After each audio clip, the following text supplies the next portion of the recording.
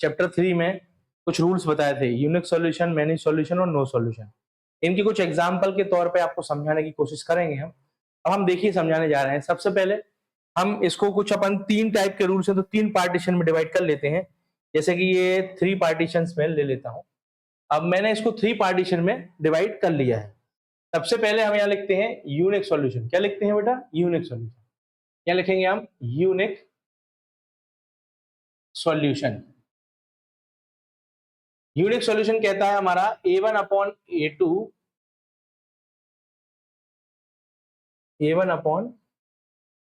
a2 not is equal to b1 upon b2। अब हम सबसे पहले इसको a1 upon a2 b1 upon b2 unique solution है यह कैसे प्रूफ करेंगे? इसको प्रूफ करने के लिए सबसे पहले हम क्या करेंगे कि हम यहाँ एक क्वेश्चन लिखेंगे, एक एग्जाम्पल लिखेंगे। सबसे पहला एग्जाम्पल क्या है? जैसे लिखा मैंने x plus y is equal to 5 और 3x minus 2y is equal to 7। अब हम इसको मान लेते हैं a1। क्या मानते हैं? a1, इसको a2, इसको b1, इसको b2 और इसको c1, इसको c2। इनमें हम सिर्फ कांस्टेंट वैल्यू लेते हैं, इनकी हम वेरिएबल वैल्यू नहीं लेते हैं, सिर्फ कांस्टेंट वैल्यू लेते हैं। कैसे करेंगे हम? यहाँ a1 है हमारा x, तो x नहीं मानेंगे, 1 मानेंगे। a2 है हमारा 3x, तो 3 मानेंगे। b1 है हमारा y, तो 1 मानेंगे। और b2 है हमारा माइनस 2y, तो माइनस 2 लेंगे। c1 हमारा 5 एंड c2 हमारा 7।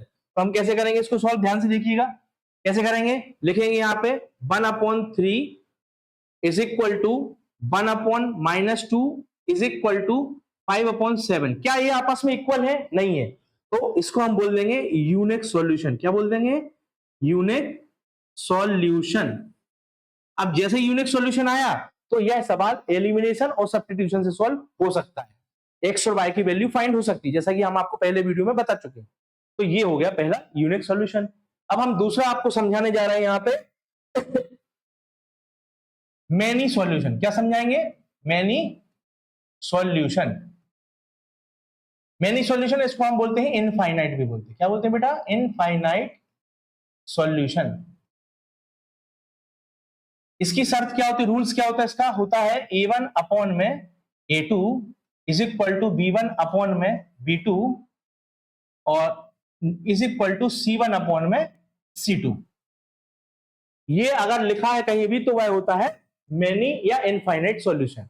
अब मैनी इनफाइनाइट सॉल्यूशन का एग्जांपल हम आपको समझाने जा रहे हैं किस टाइप से हो सकता है। देखिए जैसे मान लो लिखा हुआ है 2x plus 3y is equal to 5 और ये लिखा है 4x plus 6y is equal to 10 example के तौर पे। तो हमें इसके a1 a2 b1 b2 c1 c2 को छांटना है। कैसे निकालेंगे हम? इसको मानेंगे वही a1 a2 b1 b2, rules वही फॉलो करेंगे, और c1 एंड c2।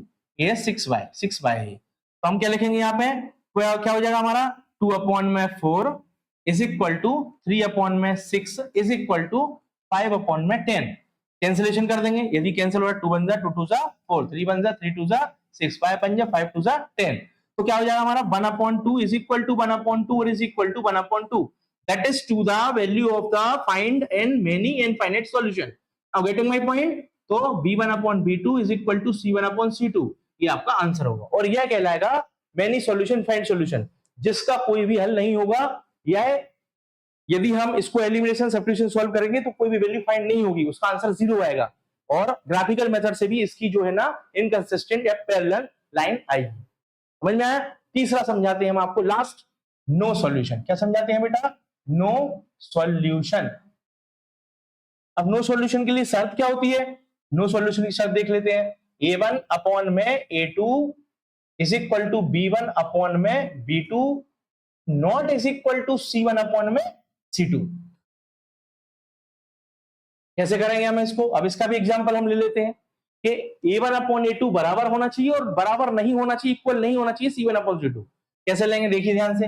हमने ले लिया, मान लो suppose that 3x plus 2y is equal to 1 और यहां ले लिया हमने 6x plus 4y is equal to 7। वही कंडीशन से हम बनाएंगे a1 a2 b1 b2 and c1 और c2। सॉल्व करेंगे, क्या हो जाएगा? 3/6 is equal to 2/4 is equal to 1/7। देखिए कैंसिलेशन हो रहा है क्या? हाँ हो रहा है। 2 1 जा 2, 2 2 जा 4, तो क्या जाएगा यहाँ पे 1/2 इज इक्वल टू 1/2 और 1/2 is equal not is equal to 1/7।